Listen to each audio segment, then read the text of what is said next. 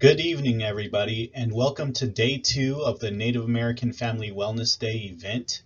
My name is Drew Harris. I am the Native Connections Project Coordinator here at the Tucson Indian Center, and I just want to welcome you guys and thank you for your participation for these 3 days of health education. And if you are volunteering to do the virtual run, I support you guys, and I hope that you guys are having a good time and keeping safe and keeping warm out there. Like I said, we have a variety of presenters this evening. We're going to be starting off with the National Mental Illness Alliance group, giving their story about telling it from their perspective. We have a community member from the Pasquayaki Nation who will share his story about how he came to accept and find support in his mental health journey.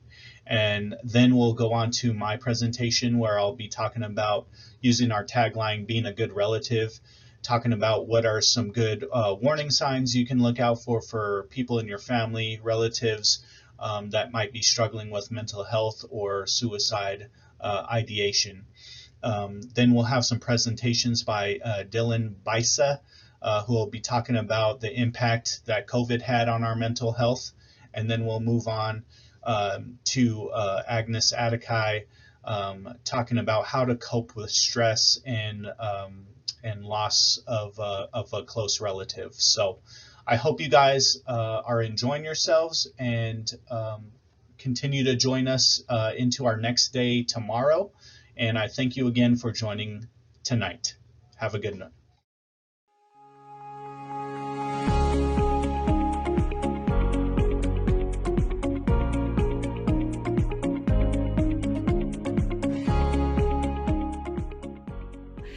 Great question. So it is important to still wear a mask because we want to protect everyone. So, we still have COVID-19 in the community. And so I wear a mask to protect my patients and community members as well. So please keep on wearing a mask.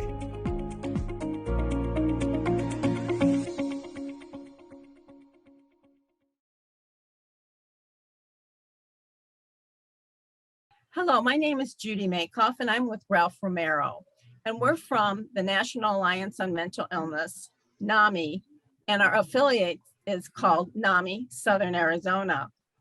NAMI does many things for the community of people who have mental illnesses. We provide advocacy and resources, we provide support groups, and we provide education for many different types of education for individuals themselves who have mental illnesses, their family, parents of children who have mental illnesses are all involved with our educational system.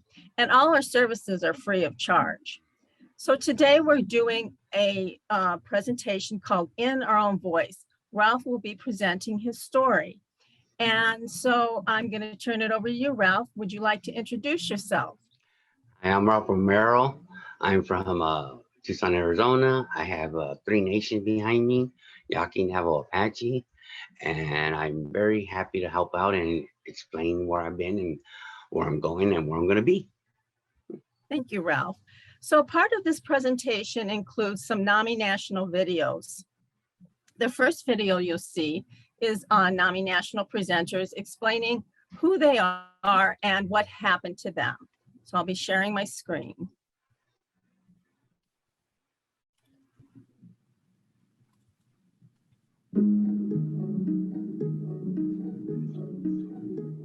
Hi, I'm Henry. Hi, Andrea. Nice to meet you. Hi, I'm Amanda. Alika, how are you? I'm good. Hey, Alex, I'm Doug. Nice to meet you. I'm a graphic designer and I work for a nonprofit. I have a little baby boy who's almost a year old. I have 2 children and they're not babies. I have a 15-year-old daughter and a 17-year-old son. I have a brother and a sister that I'm very close with, and my mother and father are still together.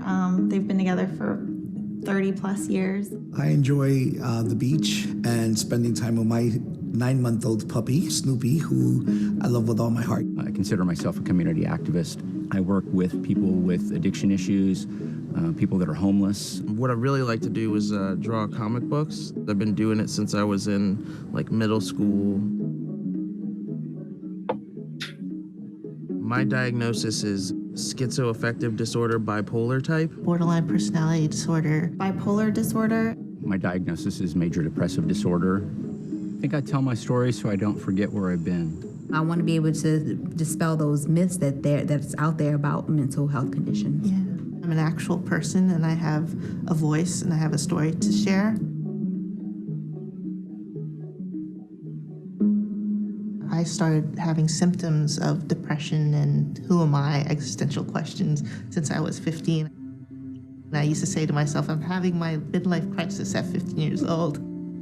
There was about a 3-year period in my life where everything I did and said was sort of a product of the world of delusions that I was living in. I would call out of work for days on end. I didn't eat. I slept all the time. For quite some time, I didn't even recognize my symptoms because hypomania can look organized to me. So I can get a lot done in a very little bit of time. It didn't become a problem until they noticed that I wasn't sleeping for days on end. I hallucinated every single day, and then the anxiety sort of builds and builds and builds until it becomes kind of like a paranoia where, everything is sort of out to get you. My way of dealing with it primarily was with drugs, and I know now that that's suicide on the installment plan. I started self-harming more. My friends, when I was a junior, saw the scars and it was horrible. They judged me. They said that I was doing it for attention. Some people said bipolar disorder, some people said ADHD, some people said PTSD, and none of them seemed to make sense for me. It was a diagnosis that evolved over time, several different hospitalizations, diagnoses until one eventually stuck. I was a special education teacher, so there were kids in my class that had ADHD or had bipolar disorder, and just listening to those teachers and how they talked about those kids, it didn't make me want to come out and share what I had just learned about myself. I felt that I wouldn't be accepted and that all my work would be dismissed as, not credible because I had a mental illness. After I lost my job, I became homeless. I committed minor crimes to feed my drug habit, lived on the streets, and finally, eventually was arrested and sent to state prison. That's the big turning point for me.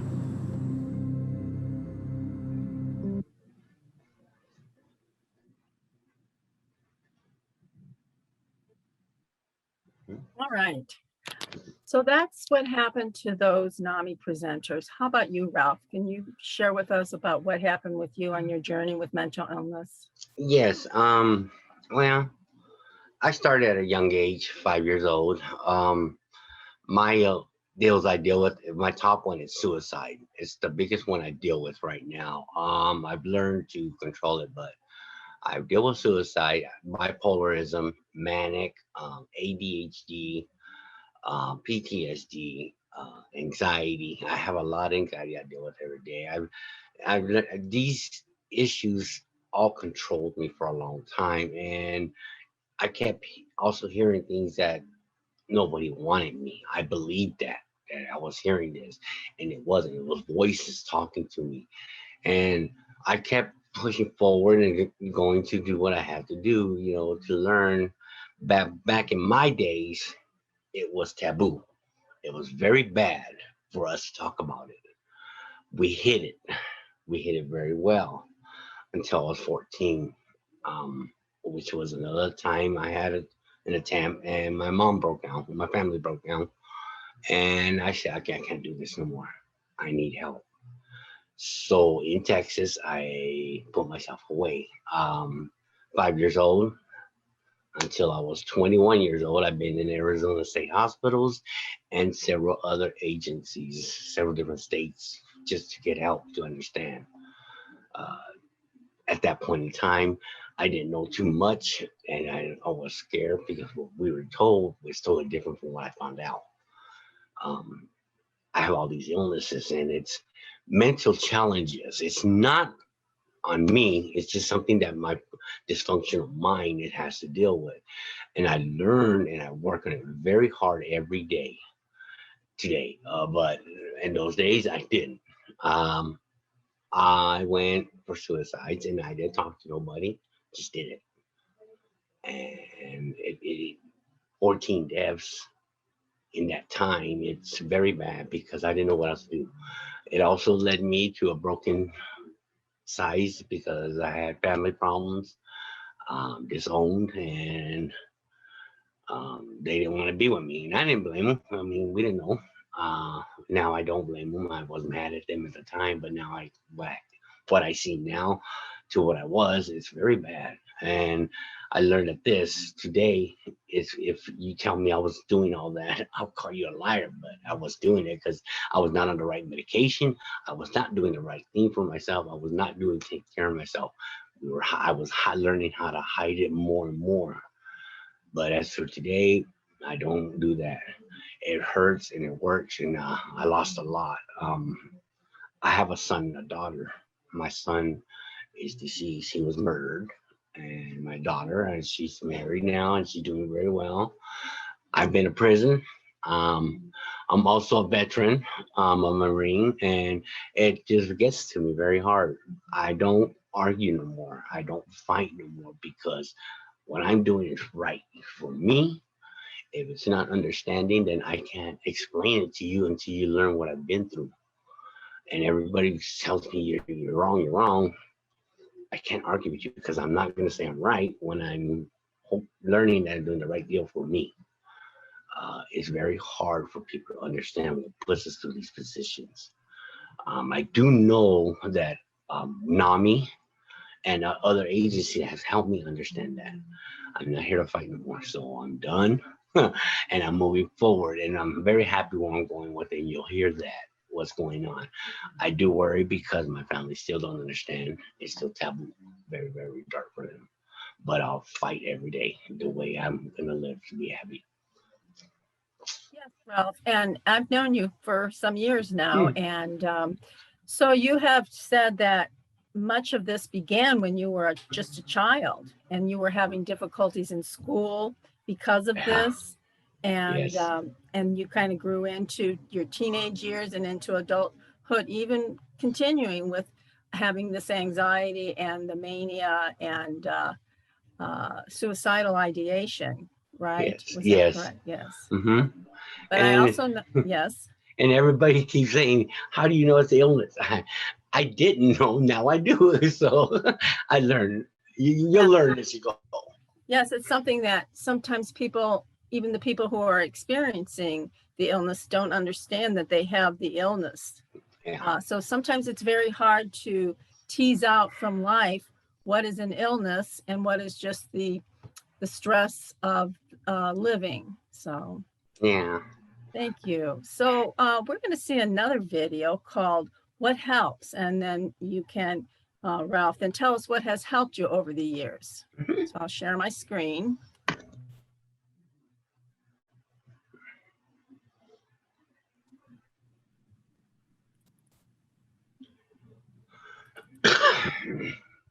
After I got out, 90 days later, I was right back in prison. I knew that what I had been doing wasn't working anymore, and that I didn't want to spend the rest of my life in prison. I remember when I was in the hospital the last time, and my therapist, she came to me, we were talking, and she said to me, I really need you to commit to life, because if not, we can't work together. What I remember is that I just opened myself to the risk of living. When I ultimately became aware of the fact that I did have, a mental health condition, I always call it the best day of my life because it was just infinitely better than what reality I was living in. I would have with a lot of headaches if I would have accepted it a lot earlier in my life, but you can't change the past. You just turn the page and start a new chapter in life. Once I realized, I had a mental health condition, the very first thought on my mind was, okay, how am I gonna get on top of this? I think The one thing that I've learned is that recovery is an ongoing process. I think finding the right doctor, the right team to help me was really critical in my recovery. It took many years to find the right therapist, and I think what made them the right therapist is that they really seemed to genuinely care to listen to what I had to say. I find it's always really necessary to sort of advocate for myself, within the mental health system, just because I know if I don't do it, nobody's gonna do it. I started on medication when I was in 9th grade, and my dad was very against it. My mom is a little more open, and she wanted me to get on medication. She knew that there was something that just chemically wasn't right with me. My family, they've been a tremendous help, in my recovery. I think the number one thing they did for me that I can't thank them enough for was they never gave up. My family didn't have to be there for me, but all of them, my brother, sister, my mom, and dad, they all stuck by me. I'm really lucky to have their support in this. It's important for me to keep up the routines that I do, even when I'm doing really, really well. That just kind of reinforces my path to wellness. Positive self-talk, that's something I practice often for my recovery. If I ever feel myself getting stressed, anxious about something, I'll say, I got this, I got this. I also do go to the gym, and I do hot yoga. I love hot yoga. I really do. It's very therapeutic. You don't just start taking a magic pill and get better, or find the right therapist and get better. You have to work at it every day.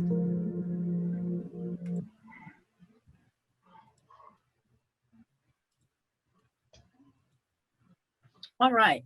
So Ralph, what kind of things have helped you over the years to cope with your illness and to do better? As I know, you've moved into recovery. So what's helped you? Well, I looked for the magic pill and there was none. My first things at the age 5, I was isolated. I closed myself away from everybody because I didn't like the arguments. I isolated myself most of the time. I was scared. I didn't know what was going on. What I thought was going on and what I was told by the family and everybody else, it scared me. So isolated. That was a big deal. I learned at the age 14, finally, no, I have to deal with it. So my illnesses is the one I deal with. I talk to people. I take pills. I was on 28 pills trying to find something, trying to work through it, trying to go all the way. I struggled, but I did it. With all that, it also put me in a position that I kept doing life. I kept living. I've been sick since I was a kid, but I finally did my own steps to get there, and going to counseling, picking up with medication, finding the right medication, staying on the medication. Because as a kid, I was happy. So if I was happy, I'd stop taking the pills. At the age 14, I finally learned, no, you need these. I need those for the rest of my life. It's an ongoing recovery for me. Every day I still battle it, but I battle with the purpose. Two great things that I can do. I play music. I'm phenomenal with music instruments, and I buried myself with that problem, with that, instead of dealing with the illness. The next thing I did, I learned to read the Bible in Latin, so I loved it. I wanted to be a priest. I wanted to do things well, but at the time I had to focus on it. So I left a very close life because I didn't date, I didn't go out, I didn't do a lot of things. I had friends, but my goal was to be a church guy.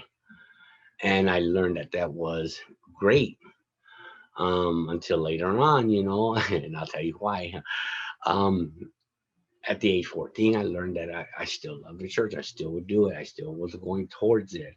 Later on in life, I kept going. Well, my brothers, and later on in life, started getting married, started having families, and I felt outcast in my mind. Then I learned the deal on this is that today I am doing what I got to do. I am doing where I gotta go. Um, my life is very happy and stuff. I will keep going the way I go. I Tell got us a into little bit. Tell us a little bit about that, Ralph. What's next for you? You're going to school for several things. yes, I'm very happy because I took my illness and I turned it into me. Um, it is me. It is part of me. But now I'm going to school. I'm getting a bachelor. My first school was bachelor's in music and bachelor's in culinary. Okay, now I'm going for a bachelor's in social work.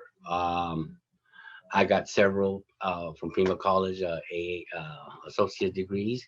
I'm going for a bachelor's in social work. I'm going for a master's in therapy, but I'm also going for PhDs with indigenous people, and I'm also going for PhDs in substance abuse. And I'm also making a PhD for myself. Um, I call it outreach indigenous people because the taboo we learn from being, please don't take me wrong, brown colored people, we are scared of it, things. We don't want to fight it, but it's there. We gotta learn to deal with it. And my education is very part of my life now. I've learned how to play music. I've learned how to read the Bible. I've learned how to do all that. I've had problems in school, but I've gotten help. So now my grades are a B. I'm very happy because I'm an honor student for myself. And I'm an honor student. So instead of getting the D's and F's when I was a kid, I'm getting A's and B's and C's. So I'm very happy. So you told us what happened, and you told us a little bit about what helped the medications you've been on, your therapist. You had a therapist, and now where you're going is you're getting the higher degree of education, which is a really great thing, Ralph. So I want to thank you, Ralph, for telling your story today. It meant a lot to me for you to share your story and for the rest of our community. So I'll just add that NAMI Southern Arizona is located in Tucson on 22nd Street between just west of Wilmot. And although we are closed office at this time because of COVID, you can still call and talk to an advocate or find out about our educational programs. Our number is 520-622-5582. And our website is NAMISA, NAMISA.org. So thank you. Thanks, Ralph. Thank you. Bye.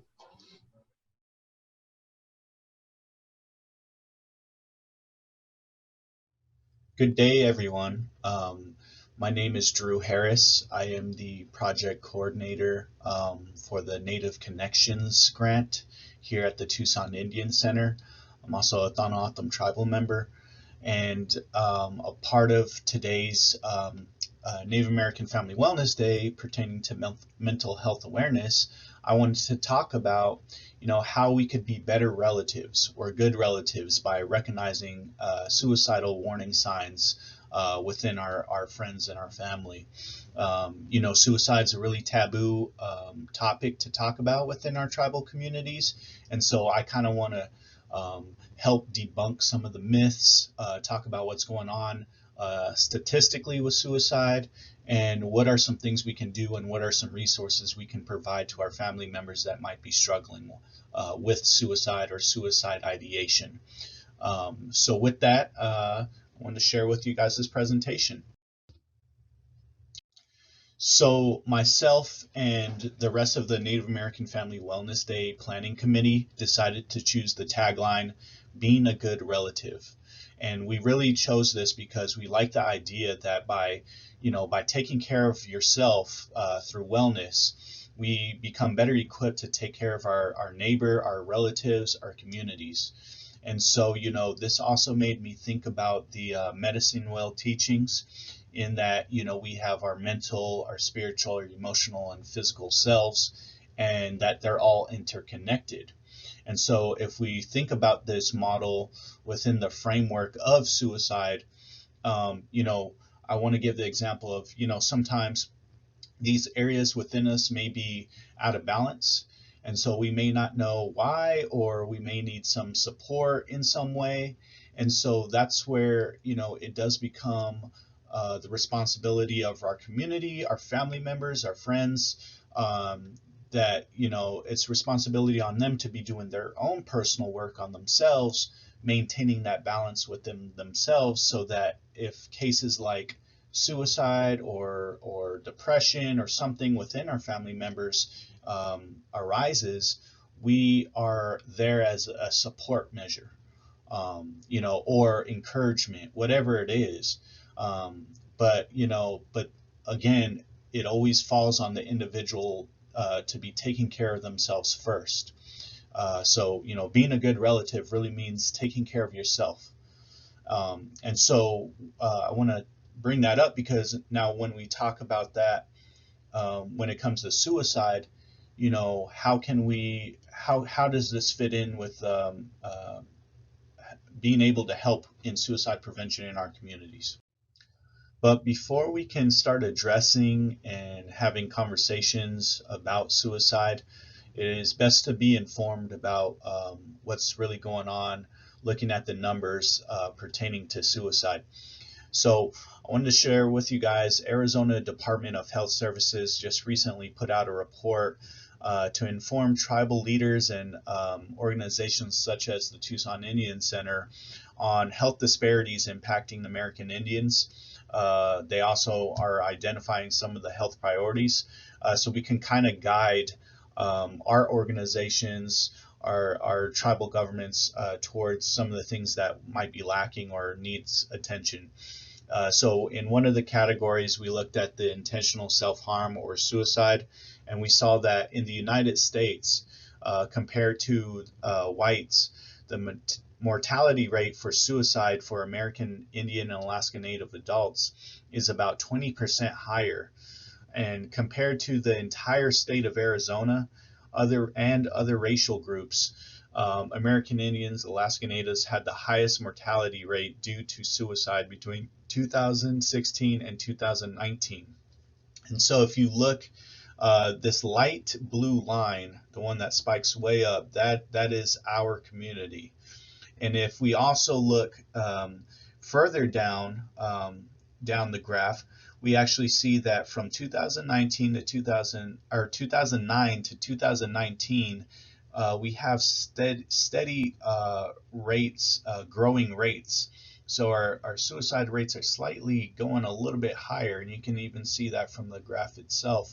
And so reports like this just informs us and makes us look a little bit closer and starts the conversation as to why that might be. There's several reasons as to why that might be, but it's something that we definitely need to start talking about. And so that's why I wanted to share this presentation with us. We may not know what to do, but it's time to start having those conversations. Because if we take a look at this graph to the right here, we see that we only make up 5% of the whole population in Arizona. So we must, if we compare that to the majority, which is 54% non-Hispanic whites, but yet we make up a large percentage of the suicide rate here, mortality rate, something's wrong. And so we need to start having that conversation within our communities. But I know suicide can be taboo, especially within Native communities, like I mentioned before. There are many myths, and it can make us feel very uncomfortable at times, upsetting, confused. And so I wanted to address some of these with you guys today. So let's go over some. So myth number one, no one can stop a suicide. It is inevitable. So I want you guys to just take a moment, think about this. I'm going to go through these pretty quickly. So what do you think on this one? So it is false. If a person does get help early, and if they get what they need, because not everyone's needs are the same, they probably will never be suicidal again. So it is preventable. That's why I do the work I do now. because there are many cases where I think we all think that there's nothing we could have done, or should I say something? Will it really help? It would help. It does help. So, you know, we'll go over some things you can do if you ever come up with a relative, friend, family member that might identify that they're suicidal. We'll talk about that in a later slide. So myth number 2, confronting a person about suicide will only make them angry and increase the risk of suicide. What do you guys think? So this is false. Asking someone directly about suicidal intent actually lowers anxiety and opens up communication and lowers the risk of an impulsive act. So being very direct is actually the best thing you can do, because you know, when someone's suicidal, a lot of the times they just want to talk about what's going on with them, you know, relieving that stress. Maybe they don't have a great perspective on maybe a relative passing away. Maybe they just feel like they can't go on, or they don't have any support, and maybe they just need to talk to somebody about it. And if you're not the person for them to talk to, you can help find that person for them. So there's always hope, and being very direct about it is the best thing you can do for somebody. But making sure you're sensitive as well is important. So myth number 3, only experts can prevent suicide. So this is also false. Suicide prevention is everyone's business, and anyone can help prevent a tragedy. So going back to you know, our tagline, being a good relative, you know, we talked about how it is by taking care of yourself, you are better equipped to help your neighbor, your relative, your family member, whatever it is. And so this is exactly what I was talking about, that, you know, you don't have to be a professional. Sometimes just being there, talking directly. But if they truly are in a crisis, yes, connecting them to a professional is one of the best things you can do, and you should do. But just by being there, by lending an ear, you are acting as a suicide prevention professional in a way. So just being there is the best thing you can do. So when a relative says he or she is thinking about suicide, or says things that sound if a person is considering suicide, it can be very upsetting, right? We talked about this. You may not be sure what to do to help, whether you should talk of the suicide seriously, or if your intervention might make the situation worse, right? Taking action is always the best choice. So here's some things you can do. So start by asking questions. You know, the first thing to do is really, you know, look for those, they call them invitations. You know, is a person maybe mentioning like they don't feel like they want to be here anymore, or maybe you hear things like, you know, I haven't been able to sleep, or or maybe they're sleeping too much. Maybe they've been sleeping for like the past 2 weeks, couldn't get out of bed. They're just not themselves. You know, you want to be sensitive, but you do want to ask direct questions about what's going on. So you can ask things like, how are you coping with what's been happening in your life? Do you ever feel like just giving up? Are you thinking about dying? Are you thinking about hurting yourself? And like we talked about before, being direct, are you thinking about suicide right now? So you want to start by kind of filling it out, waiting for those invitations, and then maybe getting on the subject. Okay, you're suicidal. Okay. The next thing would be, and this kind of goes hand in hand with the asking questions, because you want to look for warning signs. So you can't always tell when a loved one or friend is considering suicide, right? So, but here are some common signs. And like I talked about, prolonged depression. Is the person in bed for a long time? Are there sudden changes in their behavior? You know, are they generally a happy person, and now you know, they just, maybe they haven't showered in the last few days, and you're just worried about them. Has their alcohol and drug abuse behavior increased? Are they making it to work on time? Are they showing up to work at all? Are they making final arrangements by like giving away some of their prized possessions? Things like that, and just being aware of, if they're on medication, that's fine, but are they stockpiling pills? Just being really aware of what's going on with your friend or relative. So looking for those warning signs and then asking those questions. But if someone has attempted suicide, or let's say that you've asked the questions, you've looked at those warning signs, and they've come out and they said, yes, I'm suicidal, I have a plan, or I've been thinking about doing this. Don't leave that person alone. Make sure you call 911 or your local emergency number right away. And if you think you can do so safely, take the person to the nearest hospital emergency room. But you do want to just fill out the situation at that time.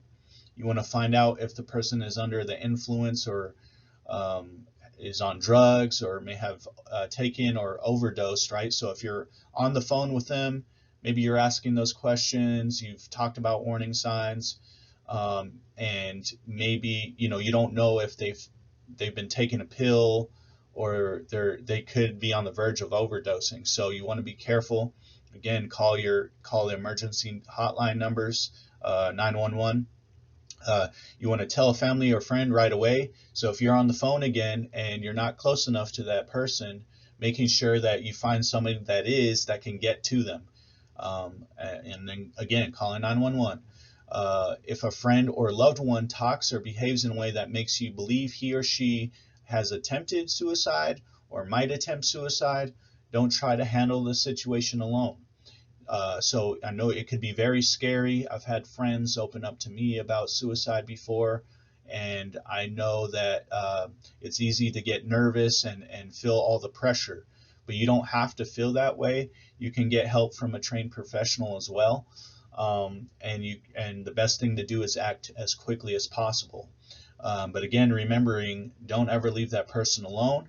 You want to just be there with them all the way through. The person may need to be hospitalized until the suicide crisis has passed. And you just want to encourage that person as well to call the suicide hotline number. And those numbers are listed there. And so that moves me to my last slide, and that is resources for help in Arizona. There's tons. You have the Native American Alliance for Mental Illness in Arizona. They're great. Mental Health Association of Arizona, American Foundation of Suicide Prevention in Arizona.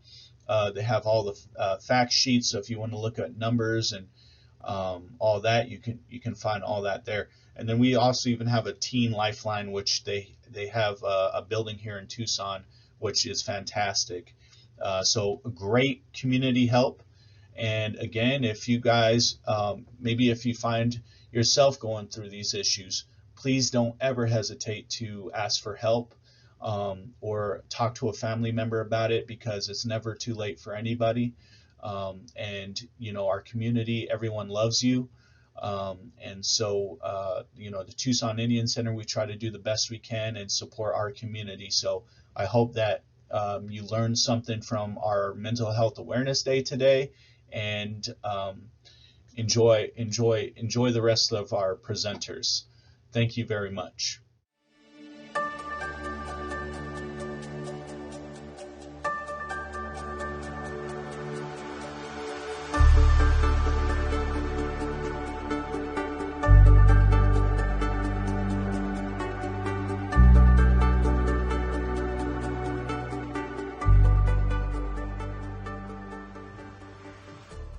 For people who've already gotten sick with COVID-19, the question comes up, should I get vaccinated?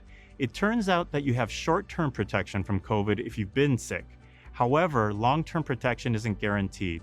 You're much safer getting the COVID-19 vaccination for long-term protection, and it may turn out that we all need booster vaccines as well to help protect us through this pandemic. Together, we'll get through it.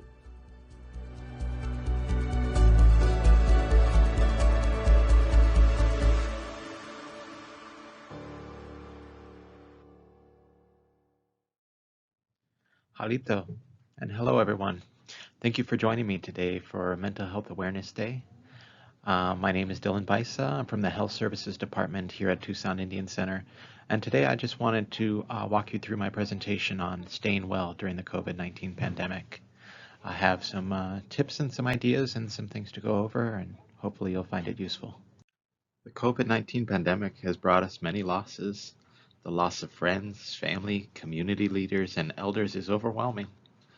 Traditional ways of grieving with funerals and ceremonies couldn't happen, making it even harder to grieve those lost during this time. But it isn't just the people who have died that we have lost. We've also dealt with loss in our day-to-day lives. Jobs and other income opportunities were lost or reduced. Some had to change living situations, and some survivors of COVID-19 continue to deal with lingering health effects many months later. We've also dealt with changes to our social lives. Schools, churches, and even event spaces were closed. Celebrations, ceremonies, and cultural activities were canceled or altered. Some families and friends didn't see each other for many months. Hugs weren't shared with grandparents, new babies, and other loved ones. Our daily interactions changed as friendly smiles hid behind masks, and we kept our distance from one another. We're finally getting back to life. But how do we do that while we deal with the losses we've experienced? Well, first off, it's important to acknowledge that feelings of grief are natural. We need to acknowledge the losses. Allow yourself time to grieve for the lives lost as well as personal losses.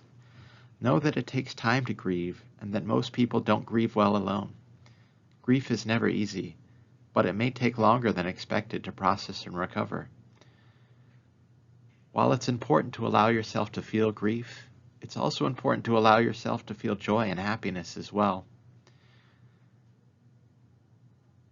Take note that grieving looks different for everyone, and the way you personally experience grief may not be the same as somebody else. One thing that can be very helpful during this process is to find support. Reach out to family and friends and talk about your feelings. Reconnect with those you have missed or lost touch with, in person, by phone, text, email, letter, or anything that feels right to you. It may be important to recognize that some may still wish to keep their distance in person.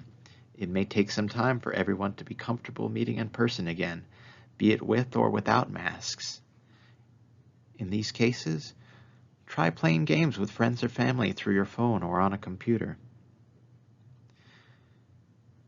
Give your loved ones a call on the phone and connect by sharing your feelings and listening to theirs. You can also find spiritual and mental health support. Reach out to traditional healers. Consider joining a support group. Another suggestion I have is to do activities that you enjoy. While we cannot return to doing everything we did prior to COVID, there are still plenty of activities to enjoy. Try to reconnect with the earth or nature.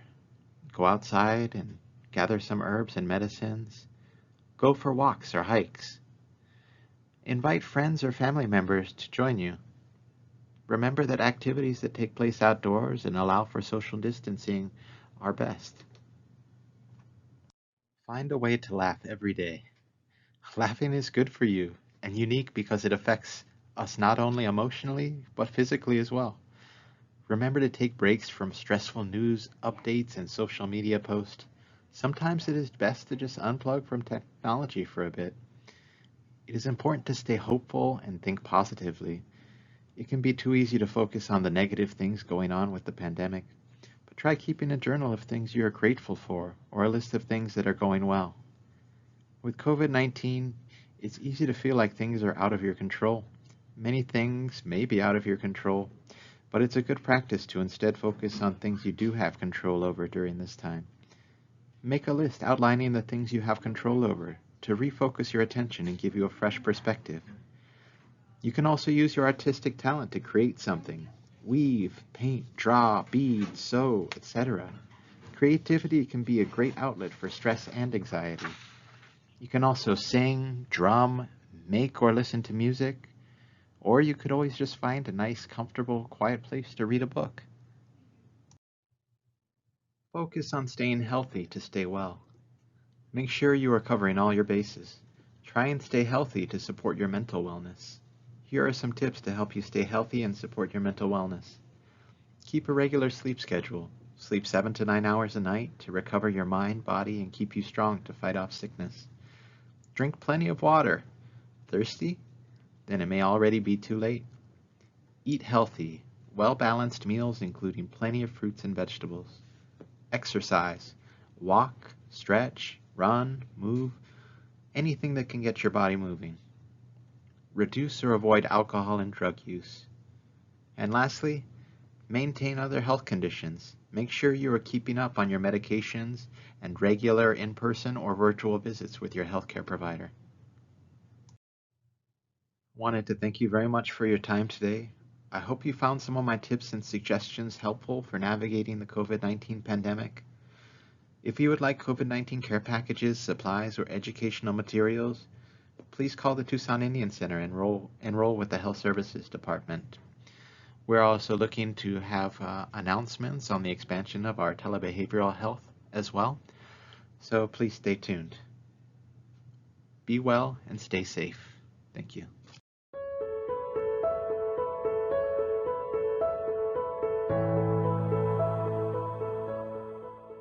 COVID-19 Delta variant is only one of many types of COVID-19. Every time the COVID-19 infects someone, it can mutate. And with a mutation, it can take on different characteristics. Some of those can mean that the virus is more contagious, it can be more severe, and it can cause more problems. Delta variant is now the most common variant in the United States, Arizona, and Pima County. If everyone gets vaccinated, we can be protected against Delta variant.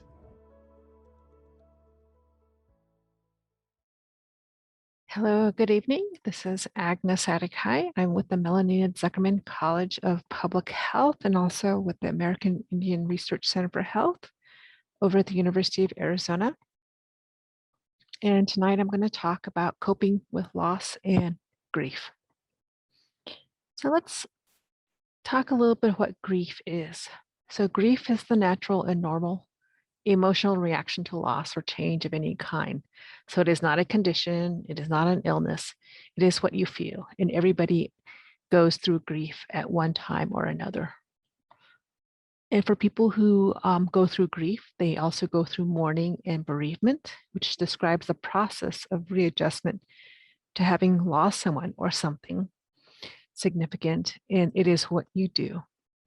And so our culture really determines what mourning and bereavement are. And in our Native Indigenous traditions, we have different ways that we mourn and different ways that we bereaved when we lose a loved one or lose something. So the definition of grief.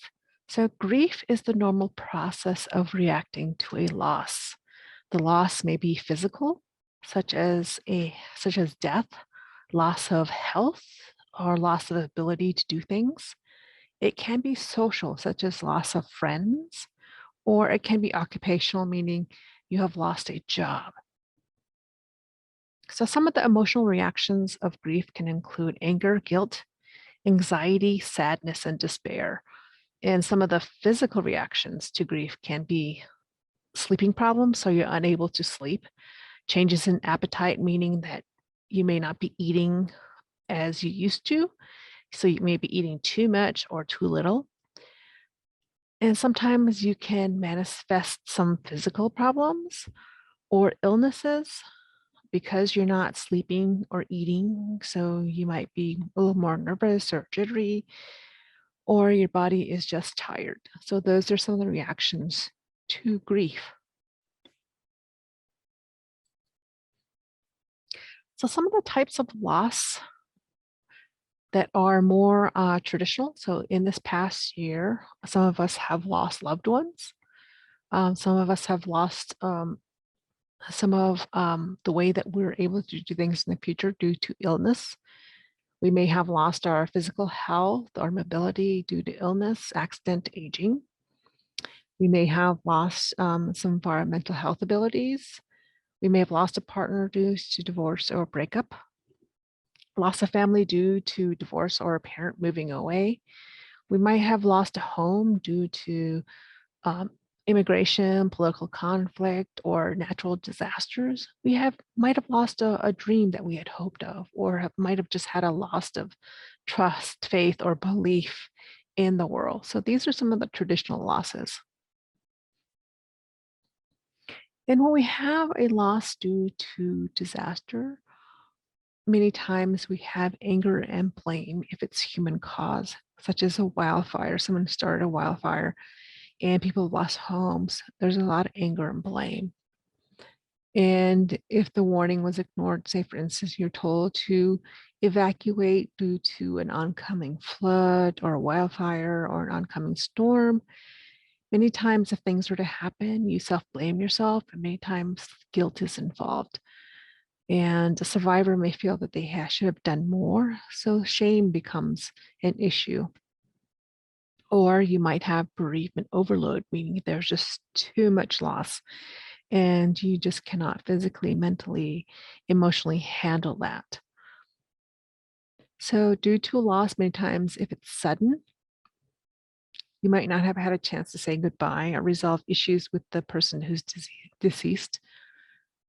Or you may face constant reminders of the loss if they show it in the media or the community, especially if it's in a big event like a wildfire, flood, or even COVID. And many times you are unable to complete customary rituals because you might have lost land, might have lost a home, you might have lost some of the items that you used to use for rituals and so forth. So in terms of the past couple of years, we've had a type of loss specific to COVID. So due to the COVID-19 pandemic, many people experience various types of loss. So many of us have lost family, friends, and coworkers. Many of us have lost our health if we have had COVID and have had complications and are unable to do the things that we used to do beforehand. Maybe someone lost their job or financial security because of COVID. Jobs were cut because there was businesses were not able to do the work they did because of quarantine and closures. And many times there is a loss of trust in authorities because you never know who's telling you things and if you believe or unbelieve an authority figure telling you one thing or another. So you also have a sense of a loss of security and safety because of COVID, and the loss of a sense of freedom, control, because a lot of people feel that way if you have to wear a mask or if there's quarantine. And many times there's loss of opportunities because of COVID. Some of us have been quarantined and unable to go to school or unable to take advantage of summer opportunities or jobs and so forth. And of course, the loss of social interactions. Because of quarantine, we're unable to see people. So there is that loss. And many times because of that, there's been experiences that have been irreplaceable. Say, for instance, the birth of a child that you're not able to see, you're unable to actually go to a funeral, or a wedding, or a graduation, or even experience those. So those experiences are irreplaceable. And that is why the rituals are very important. So for Native folks, we do have culturally prescribed ways of responding to a loss. We may have funeral rituals and traditional mourning ceremonies. We may have gatherings of support for the funeral, a wake, or a vigil. There might be giveaways or handing folks possessions of the deceased and communal meals. And because of COVID, many times we've missed those rituals. And if we've missed those rituals, it may lead to the guilt about failing to uphold responsibility to the person, the family, and the community. And it also deprives a person of the traditional role and social support from families and friends. So that is a loss that all of us have faced during this time as well. And as was stated, there's other rituals and traditions that we have lost as well: holidays, graduation ceremonies and parties, sports, summer camps, vacations, and time with family. So what do we do with our grief? One thing is not to be afraid of it. Many people are afraid that if they let the feelings of grief in, it will be all consuming and they won't be able to get out of it. You also invite grief in. So you set aside time to think about your losses. You can make sure you take care of yourself and ask others to help take care of you so you can invite your grief in. You recognize it. You can look underneath your anger, your impatience, your tearfulness, your feelings of survivor guilt. Maybe underneath there is grief and it's causing you to have these feelings and symptoms.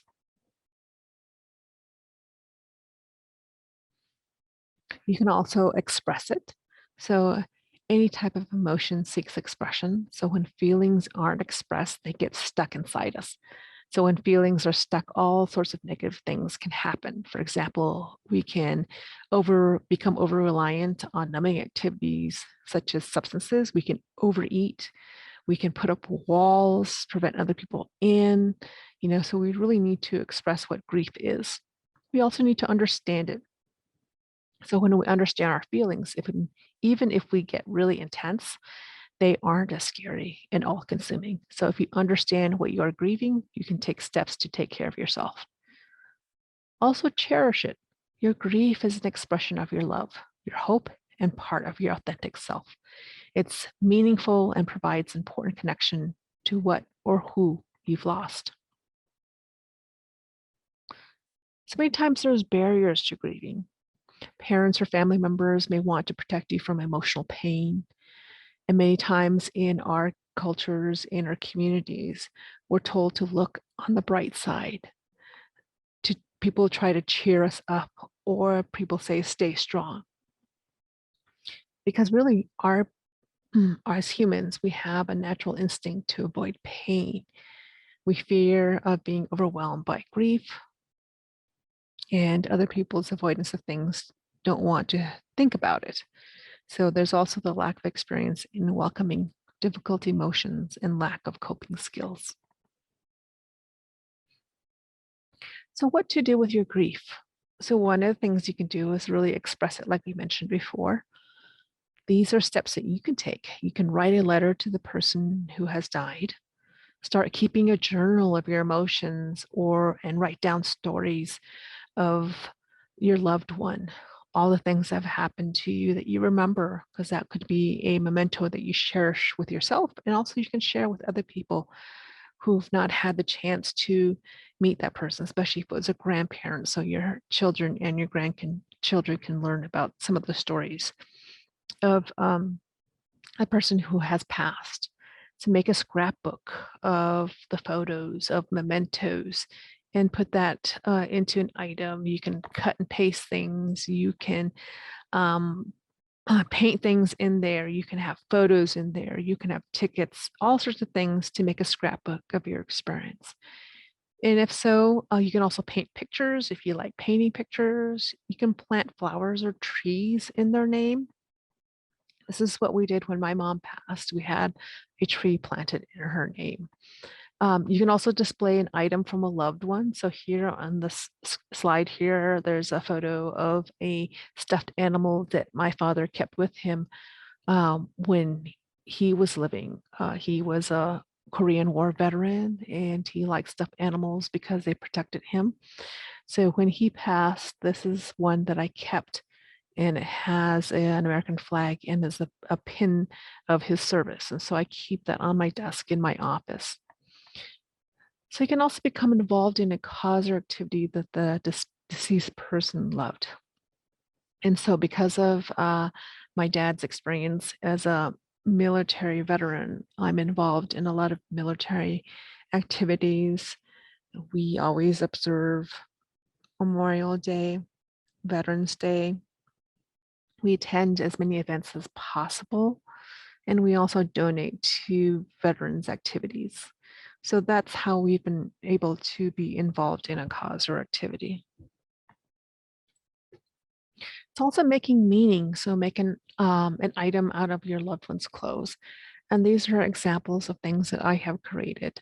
So I've created a quilt, and you see the red quilt here on the screen.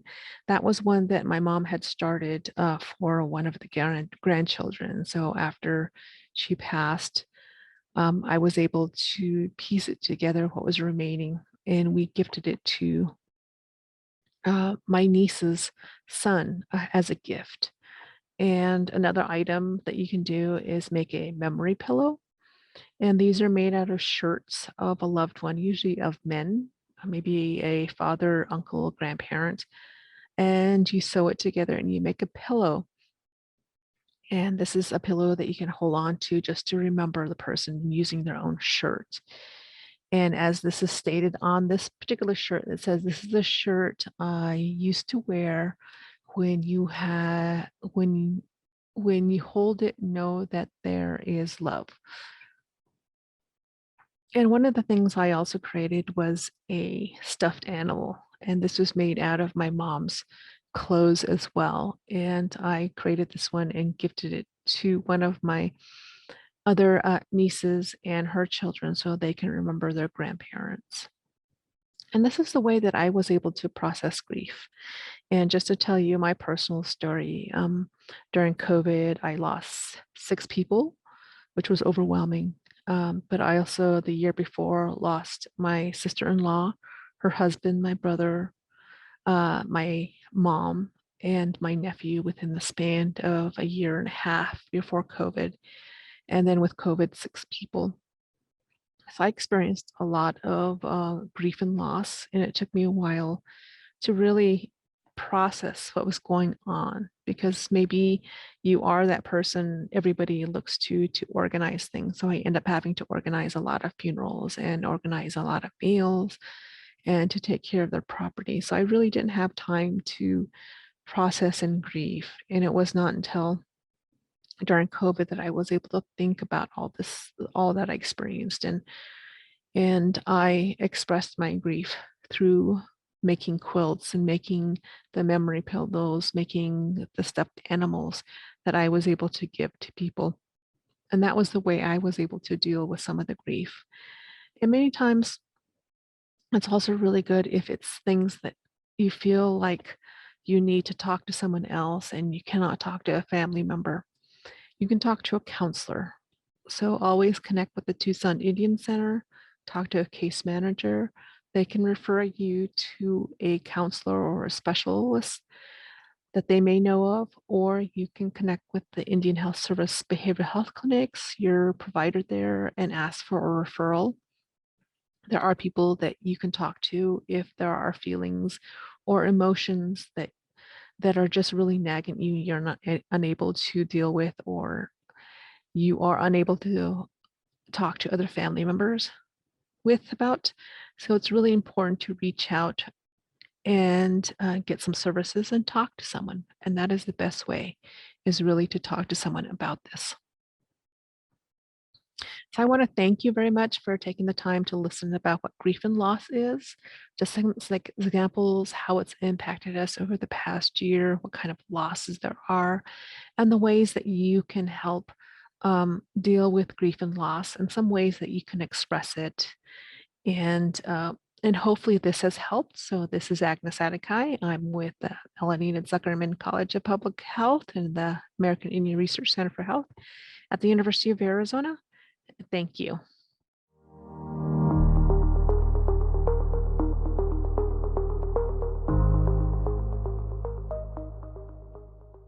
Here on the Tohono Nation, COVID-19 has really hit people hard. We know that across the United States, the death rate from COVID-19 is approximately 1% to 2%. Here on the nation, it's been 4%. Across the nation, hospitalization rates have been about 7%. Here on the nation, it's 13 to 14%. So by getting vaccinated, you protect not only all of Arizona and Pima County, but you really protect the nation. It's so important to protect our elders, children that can't be vaccinated yet, and the Atam Himdag. So please get vaccinated.